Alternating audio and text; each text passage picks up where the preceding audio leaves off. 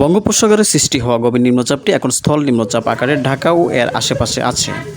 আজ শুক্রবার সকাল 8:30টার দিকে নিম্নচাপটি এই অবস্থানের কথা আবহাওয়া অধিদপ্তর সূত্রে জানা যায়।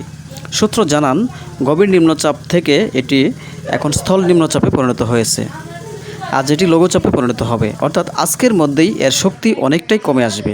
তবে এর প্রভাবে আজ দিনভর বৃষ্টি হবে এবং আগামীকাল শনিবারও দেশের বিভিন্ন স্থানে বৃষ্টি হতে পারে।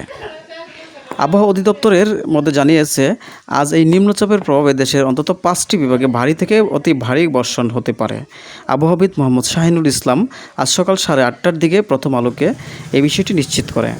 গভীর নিম্নচাপটি গতকাল রাতেই স্থল নিম্নচাপ আকারে সাতক্ষীরা ও এর কাছাকাছি এলাকায় অবস্থান নেয়। এরপর থেকে এটি স্থল নিম্নচাপ আকারে রূপ নেয়। এখন নিম্নচাপের কেন্দ্র ঢাকা ও এর আশেপাশে আছে। এটি ধীরে ধীরে উত্তর বা উত্তর পূর্ব দিকে এগোতে থাকবে। নিম্নচাপের প্রভাবে ব্যাপক বৃষ্টির মধ্যে গতকাল দেশের বিভিন্ন অঞ্চলে ফেরি চলাচল বন্ধ হয়ে যায়। রাজধানীসহ দেশের বিভিন্ন শহরে জলাবদ্ধতা সৃষ্টি হয় অতিবর্ষণের কারণে। গতকাল বঙ্গোপসাগরের গভীর নিম্নচাপের সৃষ্টি হয়। এর প্রভাবে রাজধানীসহ দেশের বিস্তীর্ণ এলাকায় গতকাল থেকে প্রবল বর্ষণ চলছে। গতকাল নোয়াখালীর মাইজদি থেকে উঠে 168 মিলিমিটার বৃষ্টি রেকর্ড করা হয়। রাজধানীতেও প্রবল বৃষ্টি হয়। এ সময় রেকর্ড করা হয় 86 মিলিমিটার বৃষ্টি। আবহাওয়া অধিদপ্তর জানিয়েছে, নিম্নচাপের প্রভাবে আজ ময়মনসিংহ, খুলনা, বরিশাল, চট্টগ্রাম ও সিলেট বিভাগের অনেক জায়গায় ভারী থেকে অতি ভারী বৃষ্টি হতে পারে।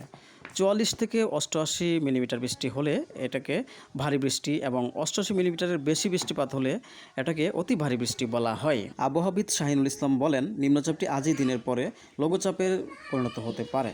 তবে এর প্রভাব রয়ে যাবে, অর্থাৎ বৃষ্টি হতেই থাকবে। এই নিম্নচাপের গতি এখন সিলেট মুখে। গতকাল থেকে নিম্নচাপের প্রভাবে বিশেষ করে উপকূলীয় এলাকাগুলোতে প্রবল বৃষ্টি ও ঝোড়ো হাওয়া বয়ে যেতে শুরু করে। দেশের দক্ষিণাঞ্চলের বিভিন্ন জেলায় ভারী বৃষ্টি ও জোয়ারের পানিতে জনজীবন বিপর্যস্ত হয়ে পড়ে। উঁচু জোয়ারে নদ নদীর পানি বিপদসীমার উপর দিয়ে প্রবাহিত হয়। ভোলা, পটুয়াখালী সহ কয়েকটি এলাকায় বন্যা নিয়ন্ত্রণ বাঁধ ভেঙে নিম্নাঞ্চল প্লাবিত হয়। টানা বৃষ্টিতে অনেক এলাকায় দেখা দিয়েছে জলাবদ্ধতা। এতে দুর্ভোগে পড়েছেন উপকূলের বাসিন্দারা।